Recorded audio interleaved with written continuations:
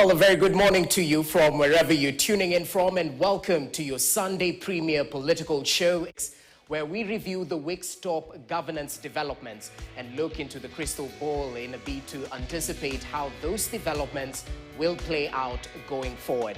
I'm Jesse Rogers. Thank you for making time, and what a time it is to be alive. Truly, sovereign power belongs to the people, because just this week, President William Ruto succumbed to the pressure from the youth, majority of who are Gen Z, choosing to dissolve the entire cabinet, except from the Prime Cabinet Secretary and the Foreign Affairs Cabinet Secretary, Musalia Mudavadi.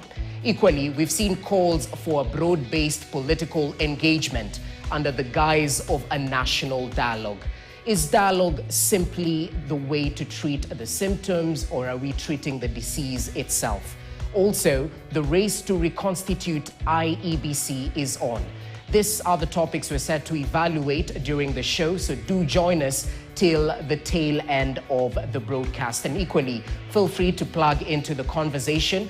We welcome your views. You can find us on X at KTNNewsKE, at the Jesse Rogers. Kindly feel free to use the hashtag InsidePolitics.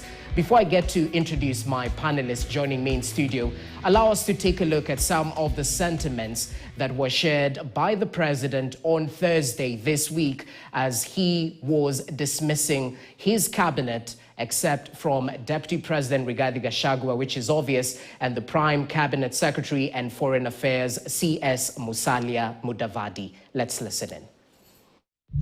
In line with the powers given to me by Article 1521 and 1525B of the Constitution and Sections 12 of the Office of the Attorney General's Act, decided to dismiss with immediate effect all the Cabinet Secretaries and Attorney General of the Republic of Kenya, of the Cabinet of Kenya. ODM has never shied away from stepping up and having difficult conversations whenever the destiny of our nation is at stake. Indeed, it is said that it is in times of crisis that leadership emerges. The emerging issues and the urgent need to address them is not about rescuing the Kenya Kwanza regime or indeed William Ruto. The nation is bigger than and distinct from any one of us. So you cannot say that his juniors should bear the burden. The ball stops with him.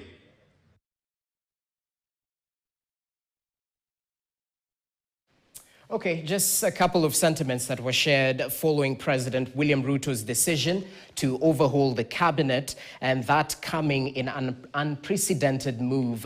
Not the first time in Kenya's history, because we'll definitely look back in 2005, where former president, the late Mwai Kibaki, did a similar move after the referendum didn't go the government's way. So that's the latest in terms of all to do with the cabinet being dissolved. And just to give you a hint of what to expect on today's edition of the Sunday Standard, the big headline is all to do with shock, fury, and horrific killings in the backdrop of those bodies that were retrieved from a dump site in Mukuru kwa Jenga slums in Nairobi County. Of course, we'll have more details in regards to that. I understand the acting Inspector General of Police is set to talk today in regards to the bodies that were retrieved from that dump site in Mukuru kwa Jenga. Away from that, one of the political stories you can look forward to is encompassed on pages 4, 5, 18, and 19 of the Sunday Standard, how Ruto's overtures spell the end of Azimio coalition,